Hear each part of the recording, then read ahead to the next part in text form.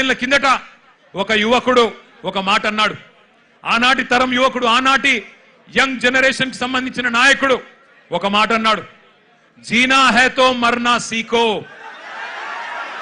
కదం కదం pay జీనా high తో కదం కదం pay జీనా high తో మర్నా సీఖో, కదం కదం pay లడ్నా సీఖో అన్నాడు. అందుకే మోడీ గారు గుర్తు చేస్తా ఉన్నా మీకు, ఈ జనరేషన్ సావుకు భయపడే జనరేషన్ కాదు. ఈ జనరేషన్ నీ ఉడత ఊపులకి, నీ ఐటీకి, ఈడీకి, సిబిఐకి భయపడే జనరేషన్ కాదు. వాళ్ళు ఇవాళ కోపం మీద ఉన్నారు, కోపం మీద ఉన్నారు. నేను మొన్న చెప్పినా మళ్ళా చెప్తున్నా, కోపం మీద ఉన్నారు.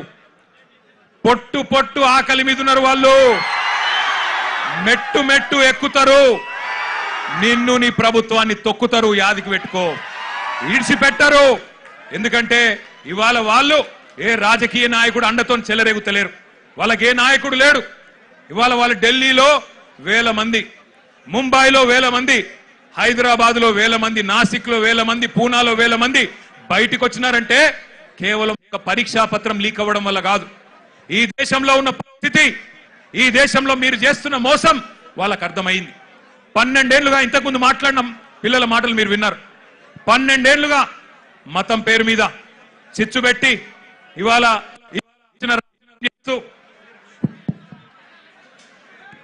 ఇష్టం వచ్చిన వ్యవహారం చేస్తూ, మతం పేరు మీద రాజకీయం చేస్తూ మీరు ఏ రకంగా తప్పించుకుంటున్నారో, ఏ రకంగా అసలు పని చేయకుండా ఎట్లా ప్రజల్ని మోసం చేస్తున్నారో ఇలా వాళ్ళకి అర్థమైంది. మీరే కదా చెప్తిరి సంవత్సరానికి 2 కోట్ల ఉద్యోగాలు ఇస్తా అని చెప్తివి. 12 ఏళ్ళ, మరి ఇప్పటికి 24 కోట్ల ఉద్యోగాలు రావాలి. వచ్చినాయా 24 కోట్ల ఉద్యోగాలు? అందుకే రోడ్డు మీదకి వచ్చిన ఒక ప్రశ్నాపత్రం లీక్ అయి మాత్రమే కాదు, ఒక నిరాశ, ఒక నిస్పృహ. ఇంతకుముందు అమ్మాయి ఎంత బాగా అన్నది, మేము మేక్ ఇన్ ఇండియా అడిగినాం, నువ్వు లీక్ ఇన్ ఇండియా ఇచ్చినావు. మేక్ ఇన్ ఇండియా ఎక్కడో పోయింది, లీక్ ఇన్ ఇండియా వచ్చింది, గిదా నువ్వు చెప్పింది అని చెప్పి ఆ అమ్మాయి ఎంత చక్కగా మాట్లాడింది మీరు విన్నారు. అట్లాగే ఇవాళ అడుగుతున్నారు జవాబుదారితనం. ఏమంటున్నారు? అయ్యా మీరు మంత్రులు అయినరు, ఎంపీలు అయినరు, మీరు పెద్ద ప్రధానమంత్రులు అయినరు, కానీ మేము మీ సీట్లు అడుగుతలేము. జవాబుదారీతనం. ఒక ప్రశ్నాపత్రం లీక్ అయితే, దేశంలో మీరు ఇచ్చిన ఒక్క హామీ నెరవేరకపోతే మేము అడగద్దా, అడుగుడే తప్పైందా అని అంటా ఉన్నారు.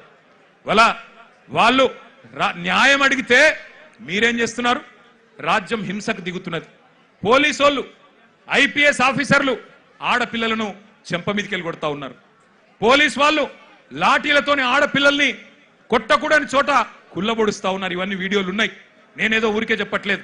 అందుకే ఇవాళ హైదరాబాద్ వేదికగా ఆ పిల్లల డిమాండ్లకు మద్దతుగా ఢిల్లీలో జరుగుతున్న, జంతర్ మంతర్లో జరుగుతున్న దమన కాండకు వ్యతిరేకంగా మా నాయకుడు కేసీఆర్ గారి ఆదేశం మేరకు మొత్తం పార్టీ అంతా ఇక్కడికి వచ్చింది.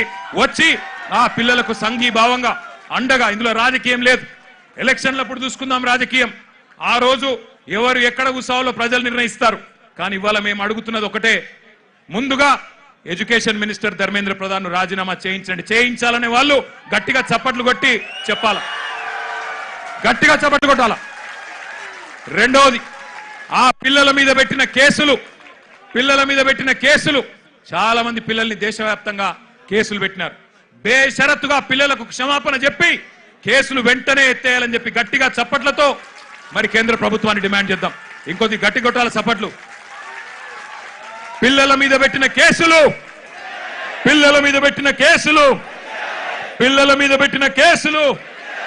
మేము ఇక్కడికి బయలుదేరి వస్తున్నాం. పిల్లలతో పాటు నిరసనలో పాల్గొనాలా. కేంద్ర ప్రభుత్వానికి సిగ్గొచ్చే విధంగా మరి మాకు లోక్సభలో సభ్యులు లేరు, రాజ్యసభలో సభ్యులు ఉన్నారు, అక్కడ గొంతిప్పాలా అని చెప్పి మేము బయలుదేరితే విచిత్రం, మధ్యలో కాంగ్రెస్ వాళ్ళు మాకు అడ్డం వచ్చింది. నాకు ఆశ్చర్యమైంది. మేం కొట్లాడుతుంది మోడీ ప్రభుత్వం మీద, బీజేపీ మీద, మధ్యలో ఇక్కడ చోటాబాయికి ఏం వచ్చిందో నాకు అర్థమైతలేదు. నీకేమైందిరా నాయన? నేను మోడీనంటే ఈ కేడీగాడు ఎందుకు ఉలిక్కి పడుతున్నాడు మధ్యలో? నేను మోడీని అంటున్నా, మోడీ తప్పు చేసిండంటే నీకేంది రోగం? మధ్యలో యూత్ కాంగ్రెస్ వాళ్ళు వచ్చి నా కారుకి అడ్డం వచ్చిండ్రు, పోలీసు వాళ్ళు సంపుడు చంపి తీసుకుపోయినారు మంచిగా. నేనేమంటున్నా అంటే, ఏం జరుగుతుంది ఈ దేశంలో? నువ్వు రావు, ఢిల్లీలో రాహుల్ గాంధీ పోయి ప్రధానమంత్రి ఇంటి ముంగట కూర్చుంటే ఈ నల్లమల పిల్లి పోయి కొడంగల్లో దాక్కున్నది. ఢిల్లీకి పోలే, ఈడ పోయి దాక్కున్నాడు. అరే మీ మహేష్ గౌడ్ పోయి రాజ్భవన్ ముంగట ధర్నా చేసిండు. కనీసం ఆయన కొద్దిగానే రేషం ఉన్నది. నువ్వే అడున్నావు. కొడంగల్లో దాక్కున్నాడు పోయి.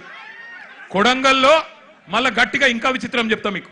కొడంగల్లో పోయి ధర్నా చేసినట్టు చేసిండు. రాహుల్ గాంధీని అరెస్ట్ చేసిర్రు. వెంటనే ఇడిచిపెట్టాలి, మావునికి దెబ్బ తాకింది, గింతంత గీర్కపోయింది, అయ్యో చాలా అన్యాయం జరిగింది అని బాధపడుతున్నాడు. నేను అడుగుతున్నా రేవంత్ రెడ్డి, ఏమన్నా కొద్దిగా సోయుందా నీకు? నీకు కూడా ఒక బిడ్డ ఉంది, నీకు కూడా మన్మడున్నాడు. నీ బిడ్డను ఇవాళ అక్కడ పిల్లల్ని కొట్టినట్టు కొడితే ఊకుంటావా ఒక తండ్రిగా? కనీసం రేషం లేదా? పిల్లలను గొడ్డులను కొట్టినట్టు కొడుతుంటే కనీసం స్పందన లేదు నీకు. ఢిల్లీ దాకా పోయి మరి మీ నాయకుడితో కూర్చునే ధైర్యం కూడా లేదు నీకు. ఇంకా మీదికెళ్ళి మోడీ గారిని, ధర్మేంద్ర ప్రధాన్ గారిని ఇవాళ ప్రధానంగా యువత డిమాండ్ చేస్తున్నది. జవాబు చెప్పండి అని చెప్పి మోడీ గారిని, ధర్మేంద్ర ప్రధాన్ గారిని అడుగుతుంటే మన చోటాబాయ్ ఈయనేం అడుగుతుండేరికేనా? కేసీఆర్ కేటీఆర్ తప్పటిదంతా.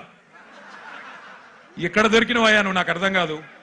దేశమంతనేమో మీ నాయకుడు రాహుల్ గాంధీతో సహా మోడీ, ధర్మేంద్ర ప్రధాని ఇద్దరు రాజీనామా చేయాలని వాళ్ళు పెడుతుంటే నీకు కేసీఆర్ తప్ప ఇంకొకరు కళలు కూడా ఇంకొకరు యాదికి మానరిగా నీకు. ఆ వెనకటికి ఒక సినిమా ఉంటుంది. ఆ సినిమాలు ఇంతకుముందు వచ్చేటప్పుడే మా అన్న ప్రశాంత్ రెడ్డి అని చెప్తున్నాడు. అదేంటది? కుక్క కథ కదా. చిన్న పిల్లగాడు ఒకడు ఉంటాడు, వాని ఏం అడిగినా లాస్ట్కి ఏమంటే నాకు కుక్క కావాలి అంటాడు. అట్లా ఈయన కూడా అంతే. ఇక ఆయన నిద్రలో లేపు, ఈ ముఖ్యమంత్రిని నిద్రలో లేపు.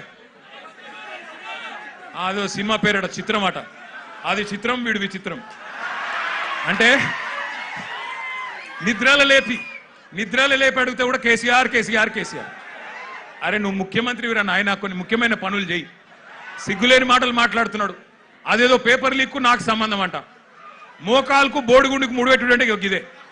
నేను చెప్పిన, అయ్యా రేవంత్ రెడ్డి నీకేమన్నా సిగ్గు శరం ఉంటే నువ్వు చెప్పిన లేదా? లేనోనికి ఏం చెప్తామంటారా? అంటే బాధ ఎక్కడ అనిపిస్తుందంటే, నేను నిన్న లీగల్ నోటీస్ పంపించిన. ఒరే నువ్వేదో మాట్లాడినావు, నిజంగా నీ దగ్గర ఏమన్నా రుజువు ఉంటే చూపెట్టరా అయ్యా. చూపెడితే నిజంగా రుజువు చేస్తే ఇదే ఇందిరా పార్క్ కాడ ఇగో ఇదే పిల్లల మధ్యన అవసరమైతే నన్ను ఉరిది కానీ ఇష్టం వచ్చినట్టు మాట్లాడి పిల్లల మనసులు మలినం చేయకు. లేనిపోని బదనాములు పెట్టి రాజకీయంగా సలిమంటలు కాచుకునే ప్రయత్నం చేయకు. నీకు చేత కాదు, దమ్ము లేదు. ఢిల్లీకి పోయి మోడీని ఎదిరించే దమ్ము నీకు లేదు. ఎందుకు? నీకు భయం. నీ పాత కేసులు, బ్యాగుల పైసలతో దొరికిన కేసులు బయటికి గుంజుతారు, లోపలికి నూకుతారని భయం. మరి కొట్లాడటం కొట్లాడిని. మాకు దమ్ముంది, తెలంగాణ తెచ్చినోళ్ళం, ఢిల్లీ మెడలు వంచినోళ్ళం, మాకు దమ్ముంది.